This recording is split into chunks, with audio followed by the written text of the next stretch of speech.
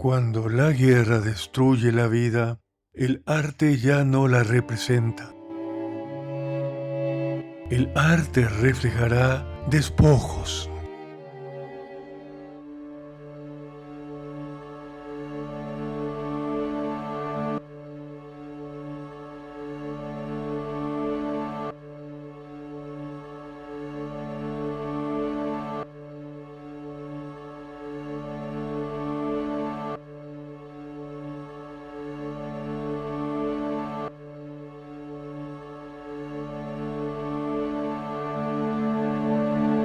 Goya pinta animales muertos no para decorar salones, sino para revelar la verdad. Goya no pinta estos bodegones al azar. Elige animales porque cuando la vida humana pierde todo valor, el bodegón se convierte en testimonio. No hay orden ni belleza, no hay celebración, no hay consuelo, solo cuerpos arrojados, materia sin vida, desechos.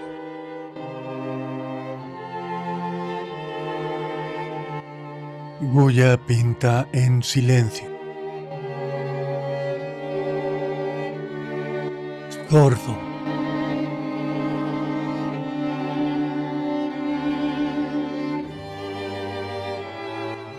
Rodeado de violencia.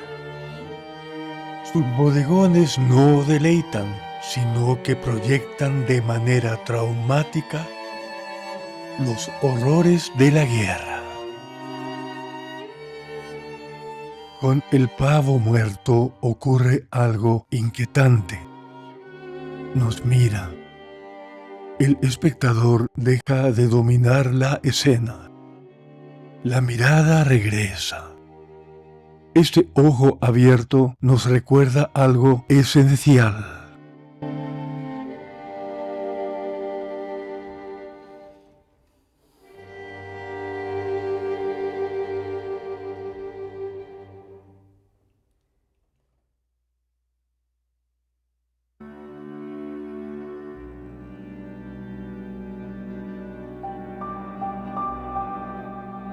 Más de un siglo después, otro genio retorna al bodegón.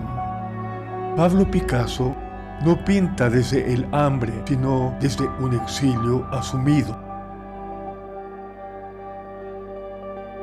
No desde la guerra vivida, sino que desde el miedo a que se repita. El faisán de Picasso yace desmembrado.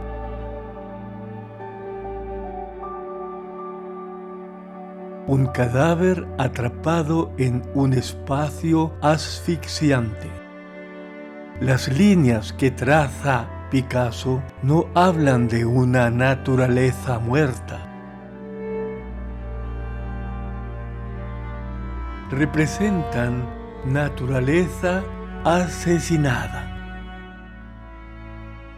El artista en su exilio convierte el bodegón en trinchera. La cocina reemplaza al campo de batalla. El faisán sustituye al ser humano y su ojo es una lágrima de sangre. Donde Goya ofrece manchas oscuras, Picasso impone aristas de colores. Donde Goya clama al cielo, Picasso nos entrega la rendición final. Goya nos duele en el alma. Picasso también de otra manera. Ambos nos obligan a mirar y a no apartar la vista.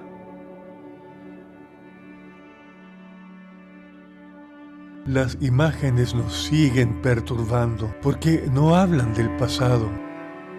Hablan de la vulnerabilidad ante la violencia.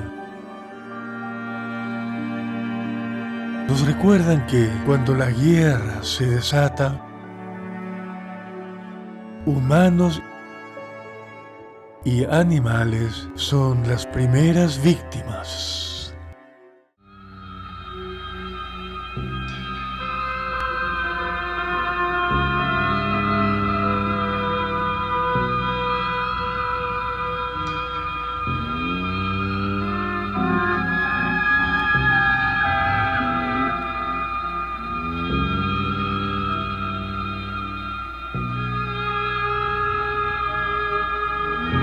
Décadas después, Picasso hará lo mismo, con sus figuras acosadas por la violencia.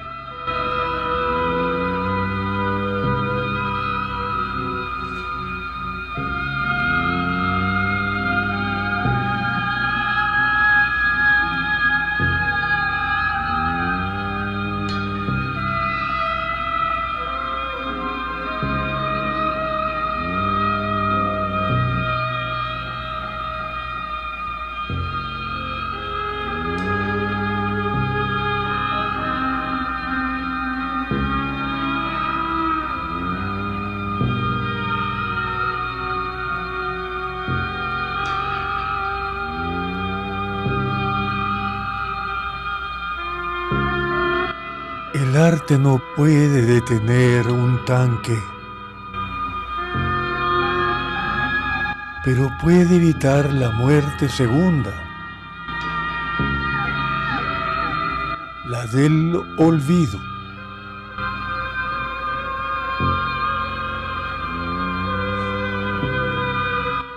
Por eso estas aves muertas